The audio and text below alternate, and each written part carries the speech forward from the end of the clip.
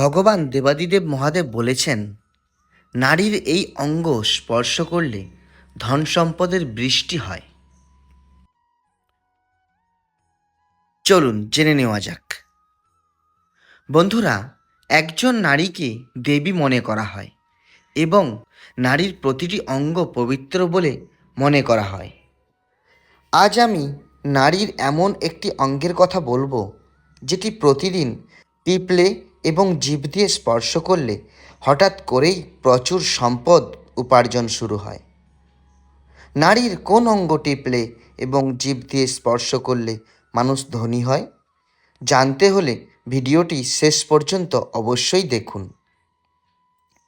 আজকের ভিডিওতে আমরা আপনাকে একটি সত্য ঘটনার মাধ্যমে সেটা জানাবো। একজন নারীর কোন অঙ্গটি একজন পুরুষের প্রতিদিন টেপা ও জিভ দিয়ে স্পর্শ করা উচিত? হ্যাঁ, কথাটি শুনতে খারাপ লাগলেও ভিডিওটি মাঝপথে না ছেড়ে সম্পূর্ণ দেখুন। আপনার ভাগ্য বদলে যাবে। বন্ধুরা, একসময় ভগবান শিব কৈলাস পর্বতে বিশ্রাম নিচ্ছিলেন। তখন মা পার্বতী তার কাছে এসে তাকে বলেন, প্রভু, আজ আমি আপনার একটি প্রশ্নের উত্তর জানতে আপনার কাছে এসেছি। তখন ভগবান ভোলেনাথ বলেন, হে দেবী, তোমার কি প্রশ্ন আছে বলো। তখন মা পার্বতী বলেন, হে ভগবান, আজ আমি আপনার কাছে জানতে চাই যে নারীর কোন অঙ্গ টিপলে এবং জিভ দিয়ে স্পর্শ করলে পুরুষের ঘরে অপার ধনসম্পদ আসে এবং মা লক্ষ্মী সর্বদাই সেখানে থাকেন। পার্বতীর কথা শুনে ভগবান ভোলেনাথ তাকে বলেন, হে দেবী, আজ আমি তোমাকে একটি গল্প বলবো। এর মাধ্যমে তুমি তোমার প্রশ্নের উত্তর পেয়ে যাবে। তারপর ভগবান ভোলেনাথ মা পার্বতীকে গল্প বলতে শুরু করলেন। রাধেশ্যাম নামে এক ব্যক্তি এক গ্রামে বাস করতেন।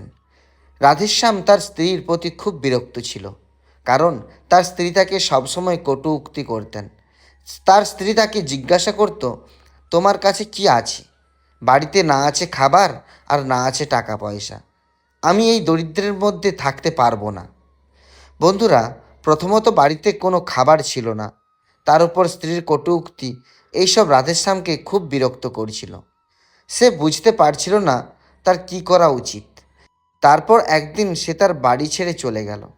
সে খুব নির্জন পথে হাঁটতে থাকে। নির্জন পথে যেতে যেতে হঠাৎই একজন সন্ন্যাসীকে তপস্যা করতে দেখতে পায়। রাধেশ্যাম সে গিয়ে তার কাছে বসল। যখন সন্ন্যাসী তার তপস্যা শেষ করেন, রাধেশ্যাম তার সামনে জোরে জোরে কাঁদতে লাগলো। সন্ন্যাসী রাধেশ্যামকে বললেন, বৎস, তোমার সমস্যা কি? তুমি কাঁদছো কেন? তখন রাধেশ্যাম সন্ন্যাসী মহারাজকে বললেন, হে মহারাজ, আমার স্ত্রী আমাকে দিনরাত উপহাস করে। আমি দরিদ্র হলে আমি কি করব? যতই চেষ্টা করি না কেন টাকা রোজগার করতে পারছি না। আমার ছোট্ট একটি ব্যবসা ছিল, এই স্ত্রীর কারণে সেটিও বন্ধ হয়ে গিয়েছে। সে দিনরাত আমার সাথে ঝগড়া করে। আমার বাড়িতে খাওয়ার কিছুই নেই, পরার মতো কাপড় নেই। কিন্তু আমি আমার স্ত্রীকে বুঝিয়ে বলি সে যেন আমাকে বিদ্রূপ না করে এবং আমার সাথে ঝগড়া না করে, কিন্তু সে কিছুতেই রাজি নয়। এই কারণে আমি খুব চিন্তিত, তাই বাড়ি ছেড়ে এখানে এসেছি। রাধেশ্যামের কথা শুনে সন্ন্যাসী বলেন, কেঁদো না বাছা, আমি তোমাকে একটা কাজ করতে বলছি, যা তোমার ভাগ্য উজ্জ্বল করবে। তোমাকে শুধু তোমার স্ত্রীর এই অঙ্গ টিপতে হবে এবং জিভ দিয়ে স্পর্শ করতে হবে। এটি করলে হঠাৎ করেই তুমি টাকা পেতে শুরু করবে, অল্প সময়ের মধ্যে ধনী হয়ে যাবে। যে পুরুষ নারীর এই অংশ টিপেন এবং জিভ দিয়ে স্পর্শ করেন, তার ঘরে অর্থের অভাব হয় না। তার বাড়িতে কোনো ঝগড়া মারামারি হয় না। সে যে ব্যবসাই করুক না কেন, সবসময় অগ্রগতি হয়। তখন সন্ন্যাসী বললেন, এখন আমি তোমাকে একজন নারীর দেহের সেই অংশের কথা বলতে যাচ্ছি, মন দিয়ে শোনো। সন্ন্যাসী মহারাজের কথা শুনে রাধেশ্যাম তাকে বললেন, যত তাড়াতাড়ি সম্ভব আমাকে এই কথা বলুন। তখন সন্ন্যাসী রাধেশ্যামকে একটি গল্প বলতে শুরু করেন। একজন কৃষক এক গ্রামে বাস করতেন। তার অনেক ক্ষেত ছিল। যেগুলোতে সে দিনরাত কাজ করত। বাড়িতে কৃষকের স্ত্রী থাকতেন। সেই কৃষক এবং তার স্ত্রীর একে অপরের প্রতি অনেক ভালোবাসা ছিল। তার বাড়িতে কোনো ধরনের ঝগড়া বা বিবাদ ছিল না। এই কারণে মহালক্ষ্মী সর্বদা তার গৃহে বাস করতেন।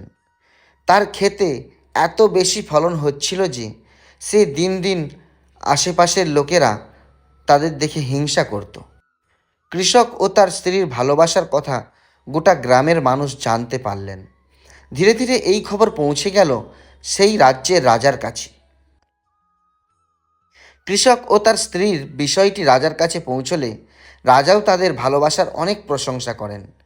তিনি সকলকে বলেন যে আমাদের রাজ্যে একজন কৃষক এবং তার স্ত্রী থাকেন, যারা কখনো ঝগড়া মারামারি করেননি। এরপর একসময় রাজা সারা রাজ্যে আওয়াজ তোলেন যে রাতে সবাই ঘরে ঘিয়ের প্রদীপ জ্বালাবে। রাজার স্ত্রী জিজ্ঞেস করলেন, কেন এমনটা করছেন? সবাই ঘরে ঘিয়ের প্রদীপ জ্বালাবে কেন?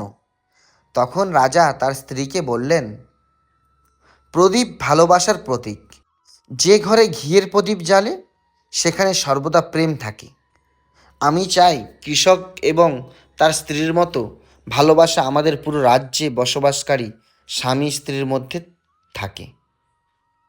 বন্ধুরা, রাজার সৈন্যরা রাজ্যের সর্বত্র ঢাক পিটিয়ে জানিয়ে দেয় যে সবাইকে সারা রাত সবার ঘরে ঘিয়ের প্রদীপ জ্বালাতে হবে। রাজার উপদেশ মেনে সমস্ত নগরবাসী তাদের ঘরেই ঘিয়ের প্রদীপ জ্বালালো। কিন্তু মাঝরাতে হতেই সবাই ঘরের প্রদীপ নিভে যায়, কিন্তু কৃষকের ঘরের প্রদীপ জ্বলতে থাকে। বন্ধুরা, কৃষকের স্ত্রী সর্বদা প্রদীপ জ্বালাতেন, কিন্তু সে তার স্বামীর কথা শুনতে রাজি থাকতো না। সে সবসময় তার নিজের মতো কাজ করতেন, তার যা ইচ্ছা তাই করতেন। তবে এতে কৃষকের কোনো সমস্যা হতো না, কারণ কৃষক ছিলেন খুবই বুদ্ধিমান। কৃষক ভাবতো, আমি আমার স্ত্রীকে বাধা দিলে বাড়িতে অহেতুক ঝগড়া মারামারি হবে। এ কারণে অনেক কিছুই উপেক্ষা করতেন কৃষক। রাজা তার প্রাসাদ ছেড়ে পুরো শহরের দৃশ্য দেখছিলেন। তখন তিনি দেখলেন সারা রাজ্যে কারো ঘরে প্রদীপ জ্বলছে না, কিন্তু কৃষকের ঘরে প্রদীপ জ্বলছে। তারপর রাজা তার রানীর সাথে দেখা করলেন। তখন রাজা তার রানীকে বলেন, দেখো, কৃষক ও তার স্ত্রীর ঘরে প্রদীপ জ্বলছে, কিন্তু পুরো রাজ্যে তার কোথাও প্রদীপ জ্বলছে না। এতেই বোঝা যায় কৃষক ও তার স্ত্রীর মধ্যে কতটা ভালোবাসা রয়েছে। তখন রাজার স্ত্রী রাজাকে বলে যে কৃষক ও তার স্ত্রীর মধ্যে যে ভালোবাসা আছে তা কৃষকের স্ত্রীর কারণে, তার স্ত্রীর কারণেই তার বাড়িতে এত ভালোবাসা।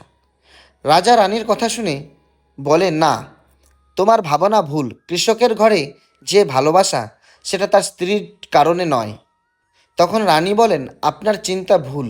কৃষকের স্ত্রী খুবই বুদ্ধিমান, আর এ কারণেই তাদের বাড়িতে কখনো ঝগড়া হয় না। তখন রাজা বলেন, বরং কৃষক বুদ্ধিমান, সেই কারণেই তাদের ঘরে এত ভালোবাসা। বন্ধুরা, এভাবেই চলতে থাকলো কিছুদিন। এই নিয়ে রাজা ও রানীর মধ্যে ঝগড়া শুরু হয়। ঝগড়ার মধ্যে রানী রাজার দাড়ি উপড়ে নেন, আর রাজা রানীকে তুলে আছাড় মারেন। এরপর রাজা বলেন, আমাদের যুদ্ধ করার দরকার নেই, তার চেয়ে আমরা কৃষক ও তার স্ত্রীকে পরীক্ষা করে দেখি। রাজা রানী উভয়ই এ বিষয়ে একমত হন এবং উভয় পরীক্ষা করার জন্য প্রস্তুত হন। তারপর রাজা তার প্রাসাদে গিয়ে একজন সৈনিককে ডাকেন এবং বলেন, আপনি কৃষকদের কাছে যান এবং আমি আপনাকে যে প্রশ্ন জিজ্ঞাসা করতে বলছি আপনি গিয়ে কৃষককে সেই প্রশ্ন জিজ্ঞাসা করুন। সেই সৈনিক রাজার কথা শুনে কৃষকের কাছে যায়। সেই সময় কৃষকের স্ত্রী মাঠে গিয়েছিলেন, কিন্তু কৃষকের মন ভালো ছিল না। এ কারণে তিনি মাঠে যাননি। সৈনিক পৌঁছে যায় কৃষকের বাড়িতে, আর সে কৃষককে বলে, আমি রাজ দরবার থেকে এসেছি, রাজা সাহেব আমাকে পাঠিয়েছেন। সৈনিকের কথা শুনে কৃষক বলে, আমি আপনার কি সেবা করতে পারি বলুন? তখন সৈনিক বলে, আমি রাজার সৈনিক এবং রাজার খবর নিয়ে তোমার কাছে এসেছি। রাজা আমার জন্য তখন কৃষক বলে, রাজা আমার জন্য কি খবর পাঠিয়েছে বলুন? তখন সৈনিক বলে, রাজা বলেছেন তুমি তোমার স্ত্রীকে ছেড়ে চলে গেলে রাজা তোমাকে প্রচুর হীরা জহরত উপহার দেবেন এবং তার সাথে তোমার জমির দ্বিগুণ জমি দেবেন। এছাড়াও প্রাসাদের অর্ধেকও দিয়ে দেবেন। কিন্তু কৃষকের দেওয়া উত্তর ছিল সোনার মতো। কৃষক বলল, রাজা তার পুরো প্রাসাদ আমাকে দিলেও আমি আমার স্ত্রীকে ছেড়ে দিতে পারি না। যাও তোমার রাজাকে বলো যে কৃষক এই কথা বলেছে। তারপর সৈনিক গিয়ে রাজাকে সব খুলে বলে। সেই সময় সেখানে রানীও উপস্থিত ছিলেন এবং সৈনিকের কথা শুনছিলেন। শোনার পর রানী বললেন, আপনি কৃষককে পরীক্ষা করেছেন, কৃষকের স্ত্রীকে পরীক্ষা করেননি। এভাবে আমরা জানতে পারি না যে কে বুদ্ধিমান। এরপর রানী বললেন, এখন আমি কৃষকের স্ত্রীকেও পরীক্ষা করতে চাই। দুজনের পরীক্ষা হলেই আমরা বুঝতে পারবো কে বেশি বুদ্ধিমান।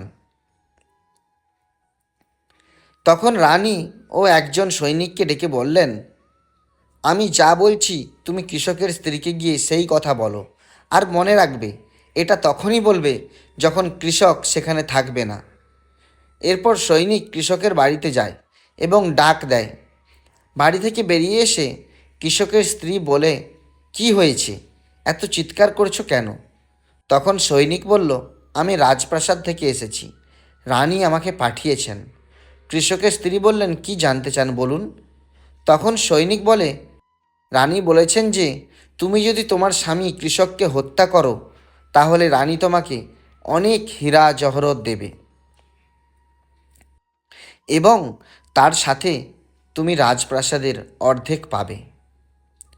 এছাড়া আপনার যা কিছু জমি আছে তা তো আপনারই থাকবে, কিন্তু রানী আপনাকে দ্বিগুণ জমি দেবেন।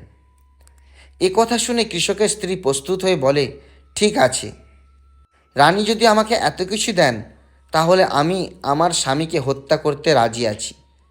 তখন সৈনিক বলে, আমরা কিভাবে জানব যে তুমি তোমার স্বামীকে মেরেছ?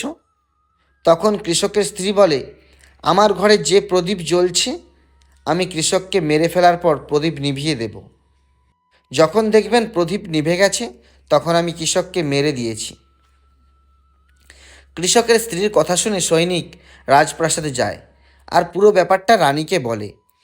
কৃষকের স্ত্রীর কথা শুনে রানী খুব অবাক হয়। এরপর রাজা রানী নারীদের ঘৃণা করতে শুরু করেন। সেই সাথে রাজা তার শহরের সমস্ত লোককে ডাকেন এবং বলেন, আমি চাই যে আমার এবং আমার স্ত্রীর কারণে কৃষক তার জীবন না হারান। আপনারা সবাই সেই কৃষকের বাড়িতে গিয়ে তাকে সমস্ত কিছু খুলে বলুন আর সেই কৃষককে বাঁচান, নইলে কৃষকের স্ত্রী তাকে মেরে ফেলবে।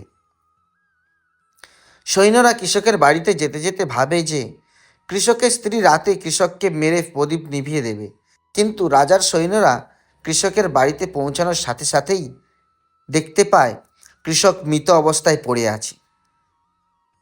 সৈন্যরা কৃষকের স্ত্রীকে বলে, আপনাকে রাতে কৃষককে মারতে বলা হয়েছিল, কিন্তু আপনি এখন কৃষককে মারলেন কেন? তখন কৃষকের স্ত্রী বলে, আমি এখনই কৃষককে মেরে দিয়েছি আর রাতে প্রদীপ নেভানোর জন্য অপেক্ষা করছি। সমস্ত সৈন্যরা তৎক্ষণাৎ কৃষকের বাড়ি থেকে পালিয়ে যায় আর রাজা রানীকে সব খুলে বলে। সব কথা শুনে রাজা রানী রাগে ক্ষিপ্ত হয়ে ওঠেন। এরপর রাজা ও রানী তাদের সৈন্যদেরকে কৃষকের স্ত্রীকে বন্দি করে আনতে বলেন। সৈন্যরা গিয়ে কৃষকের স্ত্রীকে বন্দি করে নিয়ে আসে। রাজা কৃষকের স্ত্রীকে জিজ্ঞেস করে, তুমি কেন এমন করলে? তুমি একজন লোভী নারী, তুমি টাকাকে ভালোবাসো। তখন কৃষকের স্ত্রী উত্তর দিয়ে বলল, আমি আগে থেকেই কৃষককে মারতে চেয়েছিলাম, আমি শুধু একটি অজুহাত খুঁজছিলাম, কারণ কৃষকের অভ্যাস ছিল খুব খারাপ, সে আমার সাথে খুব খারাপ ব্যবহার করত। রাজা জিজ্ঞেস করলেন, কৃষক কী এমন খারাপ ব্যবহার করত? তখন কৃষকের স্ত্রী তাকে বললেন, সে সবসময় আঙুল দিয়ে আমার নাকের ওপরের অংশ টিপতেন। এছাড়াও কৃষক আমার সাথে আরও একটা কাজ করত, সে প্রায়ই জিভ দিয়ে আমার কানের পেছনের অংশ স্পর্শ করত। তখন রাজা জিজ্ঞেস করলেন, বলো, তোমার যখন গরিব ছিলে তখন কি কৃষক তোমার সাথে এই কাজ করত? কৃষকের স্ত্রী বলে, না মহারাজ, তখন এই কাজ করতো না।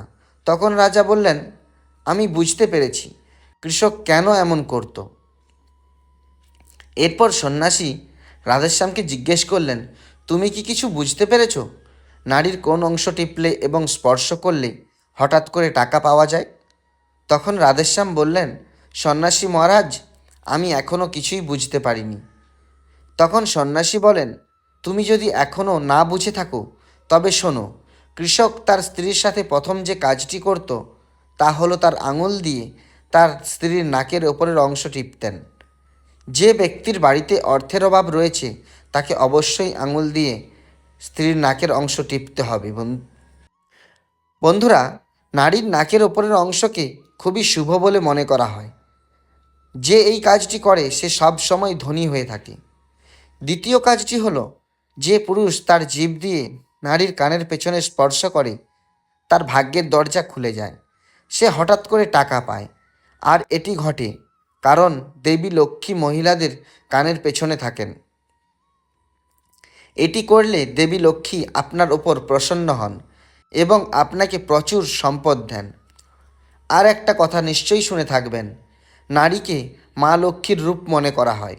এই কারণেই এই পৃথিবীর প্রতিটি মানুষ যদি এই পবিত্র কাজটি করে তাহলে তার ঘর টাকায় ভরে থাকবে, যা এই গল্পের কৃষক তার স্ত্রীর সাথেও করেছিলেন। কিন্তু যখনই আপনি এই কাজ করবেন, আপনার স্ত্রীকে পুরো ব্যাপারটা বলা উচিত, অন্যথায় আপনার জীবনেও এমন বিপর্যয় ঘটতে পারে। এরপর সন্ন্যাসী রাধেশ্যামকে বলেন, বৎস, এখন কি কিছু বুঝতে পেরেছ? তখন রাধেশ্যাম বলেন, হ্যাঁ সন্ন্যাসী মহারাজ, এখন সব বুঝতে পেরেছি। এরপর ভগবান ভোলেনাথ মাতা পার্বতীকে বলেন, হে দেবী, তোমার প্রশ্নের উত্তর কি পেয়েছ? তখন মা পার্বতী বললেন, হ্যাঁ প্রভু, আপনাকে অনেক ধন্যবাদ। আজ আপনি মানব কল্যাণের জন্য একটি খুব ভালো বার্তা দিয়েছেন। বন্ধুরা, আজকে গল্পটা কেমন লাগলো কমেন্টে অবশ্যই লিখে জানাবেন।